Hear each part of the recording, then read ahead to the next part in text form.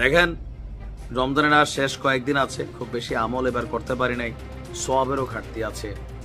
দয়া করে দুই একটা গালি টালি দিয়া আমার কিছু গুনাহ যদি নিতে চান, কিছু সওয়াব এই কন্টেন্টের মাধ্যমে আদায় করতে পারি, খারাপ কি, তাই না?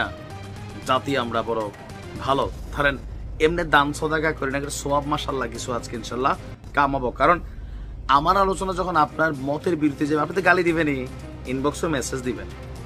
এই জাতি আপনি সুযোগ পেলে মব তৈরি করে ফেলান, আমার কল্লা, মানুষের কল্লা বিভিন্ন সময় ফালানোর মতন অদ্ভুত মেন্টালিটি আপনার ভিতরে কাজ করে। একটাই কারণ, আপনার মতের বিরুদ্ধে কেউ কথা বললে তারে গাইরা ফেলতে হবে, রাইট? আর মিনিমাম লেভেলে চেটু মেটু যারা আছি আমরা, যাদের কোনো ক্ষমতা নাই, একটা গালি দেওয়ার ক্ষমতা আছে, দিয়ে যান, সব টপ কিছু কামায়। যাই হোক, আলোচনার বিষয়টা অন্য জায়গায়। হঠাৎ করে আমরা দেখলাম যে আসিফ সারজাস এবং হাসনাত, সারজাস না সার্জিস, দুইজনই একটা ভিন্ন রকম বক্তব্য দিলেন আবার গতকালকে। হঠাৎ করে 10-11 দিন পরে ক্যান্টনমেন্টে থেকে এসে কি নেগোসিয়েশন হলো, কেন গেল, কারে জিজ্ঞেস করে গেল, আইসা আমরা যতটুকু বুঝতে পারছি সেনাবাহিনীকে যে ধাক্কাটা দিছিল, এটা কিন্তু হজম করা তো সোজা না, মনে রেখে। আবার রাত্রে ঠান্ডা মাথায় চিন্তা করছে, এটা নিয়ে আলোচনা হয়েছে, সমালোচনা আছে। পক্ষের তারা কয় ক্যান্টনমেন্ট দখল করে ফেলাবো। কিছু আজব বোকাচো আছে না এদেশে, আছে পাগল, এটি মানে নিজেও কইতে পারে না নিজে কি, এই কারণে দেশের উন্নতি নাই। তো যাই হোক, এরকম নানান বক্তব্যের পরে দিনভর সেনাবাহিনী থেকে কোন রকম বক্তব্য আসেনি। হঠাৎ করে আমরা দেখলাম যে একদিন আগের বক্তব্য আর একদিন পরের বক্তব্যে কিছুটা পার্থক্য। যেমন হাসনাত যখন বলছিলেন তাকে ক্যান্টনমেন্ট থেকে প্রেসক্রিপশন দেওয়া হয়েছে, তিনি কারো নাম মেনশন করেন নাই। আপনার বুঝতে হবে তিনি তো সেনা প্রধানের কথা বলে নাই। আসিফ, উপদেষ্টা আসিফ বলছে আরেকটা প্রেক্ষাপটে যে 5ই আগস্টের ইস্যুতে সেনা প্রধানের ভূমিকা নিয়ে বক্তব্য দিয়েছে।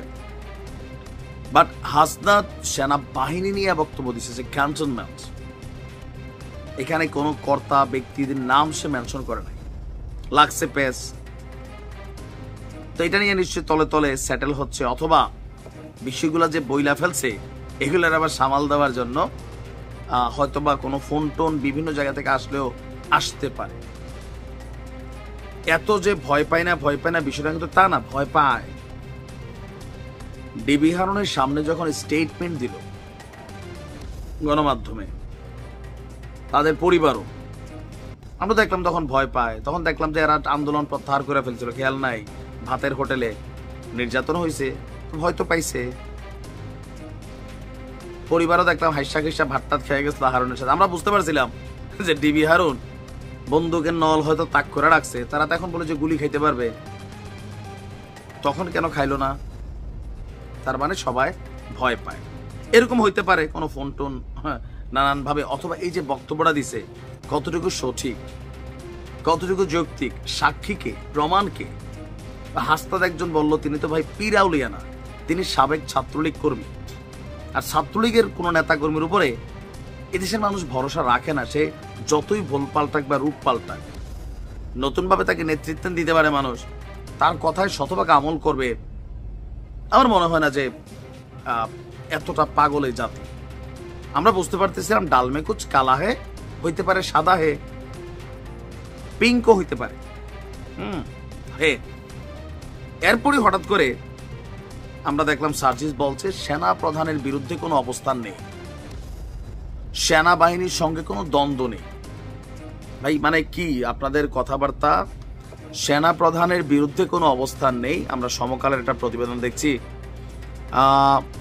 সেনাবাহিনীর সঙ্গে অভ্যুত্থানের পক্ষের শক্তির কোনো দ্বন্দ্ব নেই। জাতীয় নাগরিক পার্টির উত্তরাঞ্চলের মুখ্য সংগঠক সার্জিস বলছেন, একটি পক্ষ সেনাবাহিনীর সঙ্গে আমাদের দ্বন্দ্ব লাগানোর জন্য উঠে পড়ে লেগেছে, তারা প্রোপাগান্ডা ছড়াচ্ছে।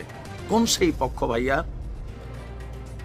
আপনারাই তো বললেন যে সেনাবাহিনী এসে করে 2 দিনে পুরো মাঠ মোটা উড়াইলেন। ইভেন সার্জিস বলছেন সেনা প্রধানের বিরুদ্ধে কোনো অবস্থান নেই, অভ্যুত্থানের পক্ষের শক্তির মুখোমুখি অবস্থানে দাঁড়াবেন না তারা। সুষ্ঠু নির্বাচনের জন্য স্থিতিশীলতা প্রয়োজন। এরপরে আমরা দেখলাম যে হাসনাত আবার একই ভাষায় বলছে সেনাবাহিনীর সাথে আমাদের কোনো দ্বিমত নেই, বিপরীতমুখী অবস্থান নেই। আবার সে আগের দিনে চিল্লে বললো ক্যান্টনমেন্টে ফিরে যান, ক্যান্টনমেন্টে আপনারা রাজনীতিতে হস্তক্ষেপ করবেন না। ভাই সব তো তুমিই বললা, মানে তুমি নিজে কখন কি বলো, কার প্রেসক্রিপশনে বলো, এটা তো এখন মানুষের মধ্যে প্রশ্ন। একদিন আগে এক কথা, একদিন পরে এক কথা, 10 দিন পরের খবর, একদিন পরে এসব। পিনাকিদা নাকি জিজ্ঞেস করছিল যে হাসনাত তুমি আসলে কেন কথাগুলা, তোমার যখন জিজ্ঞেস করলো তুমি বললা না।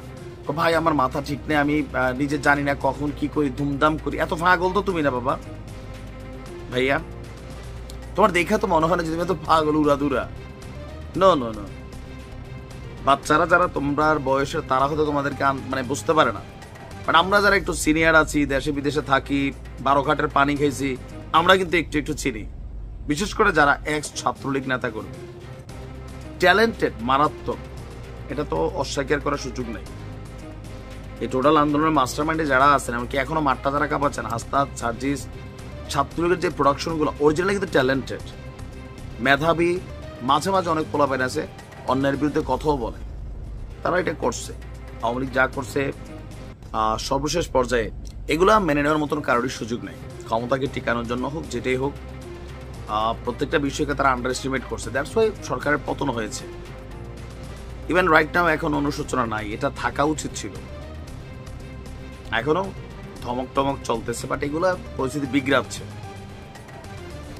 এখন যে একদিন পরে একদিন আগে দুইজনের দুই রকম বক্তব্য, জাতির মধ্যে বিভ্রান্তি তৈরি হয়তো ভাই, যে আসলে পিছনে কি, মানে কি নেগোসিয়েশন ক্যান্টনমেন্টে তুমি করতে গেছো, তোমারে কে দায়িত্ব দিছে, তুমি কি সরকার?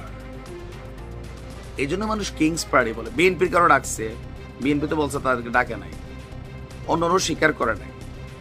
নানান প্রশ্ন আছে,